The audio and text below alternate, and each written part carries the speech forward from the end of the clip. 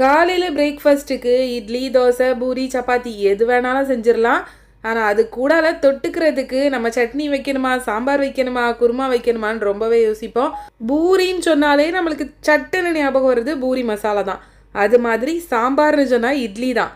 ஆனால் வந்துட்டு நம்ம காலையில் ரொம்ப அவசரமாக பிரேக்ஃபாஸ்ட் ரெடி பண்ணும்போது சாம்பார் வைக்கிறதுக்கு கொஞ்சம் டைம் அதிகமாகவே ஆகும். அதனால் நான் இந்த வீடியோவில் ஒரு சூப்பரான சட்னி ரெசிபி ஷேர் பண்ணியிருக்கேன்.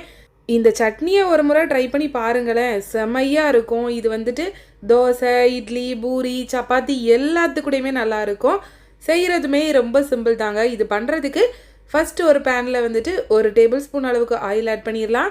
இது கூடால கொஞ்சமாக உளுந்து சேர்த்துருக்கேன். அதுக்கப்புறமா காரத்துக்கு ஏற்ற மாதிரி வரமிளகாய் சேர்த்துக்கோங்க. இதில் நம்ம வேறு எதுவுமே காரத்துக்கு சேர்க்க போகிறது கிடையாது. கல்யாணம் முடிஞ்ச புதுசில் சுத்தமாகவே சமைக்க தெரியாதுங்க. ஹஸ்பண்ட்க்கு மட்டும் தெரியும் சமைக்க தெரியாதுங்கிறது. ஆனால் அவங்க வீட்டில் சொல்லவும் இல்லை. நெக்ஸ்ட் டே வீட்டில் சொன்னாங்க, காலையிலே சாப்பாடு வைக்கிறதுக்கு சொன்னாங்க, சோறு பொங்குறதுக்கு. சோறெல்லாம் பொங்க தெரியும், அது மட்டும் எனக்கு தெரியும். பட் வந்து அதை வடிக்கிறதுக்கு தெரியாது. அது வந்து ஹஸ்பண்ட் ஹெல்ப் பண்ணிட்டாங்க. அதுக்கு அடுத்த நாள் குழம்பு வைக்க சொன்னாங்க. ஹஸ்பண்டுக்குமே அது தெரியாது. நானும் எனக்கு தெரிஞ்ச மாதிரி ஏதோ வைப்பேன். ஆனால் ரொம்ப மோசமாக இருக்காது, சாப்பிட்ற மாதிரி தான் இருக்கும். இருந்தாலும் சாப்பிட்டுட்டு வீட்டில் உள்ளவங்க அதை அப்படியே பிளேட்டில் எடுத்த சாப்பாடை மரத்து மூட்டில் கொண்டு தட்டி வைப்பாங்க. அதை பார்க்கும்போது அவ்வளோ கஷ்டமாக இருக்கும். என்னடா இது, நம்ம கஷ்டப்பட்டு சமைச்சிருக்கோம், சாப்பாடு இந்த மாதிரி போகுதே அப்படின்ட்டு. ஒரு கட்டத்துக்கு மேலே வந்துட்டு மூஞ்சில் அடித்த மாதிரியே அப்படியே சொல்லிட்டாங்க, நீ சமைக்கிறது நல்லாவே இல்லை அப்படின்னு.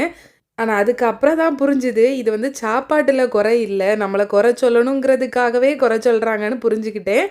இது மாதிரி உங்கள் வீட்டில் நீங்கள் ஏதாச்சும் சிச்சுவேஷன் ஃபேஸ் பண்ணியிருக்கீங்களான்னு கண்டிப்பாக கமெண்ட்ஸில் ஷேர் பண்ணுங்கள்.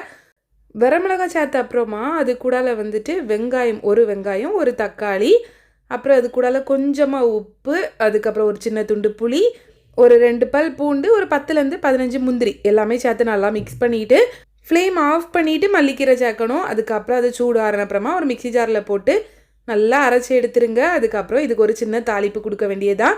ஒரு பேனில் 1 டேபிள் ஸ்பூன் ஆயில் சேர்த்து கடுகு, அப்புறம் நம்ம அரைச்சி வச்சிருந்த பேஸ்ட் இதை நல்லா சேர்த்து இன்னும் ஒரு 5 நிமிஷம் நல்லா குக் பண்ணி எடுத்திங்கன்னா சூப்பரான சட்னி ரெடி ஆயிருங்க. ட்ரை பண்ணி பாருங்கள். மறக்காமல் உங்கள் வீட்டில் சமையல் சண்டை வந்திருக்கா சொல்லுங்கள்.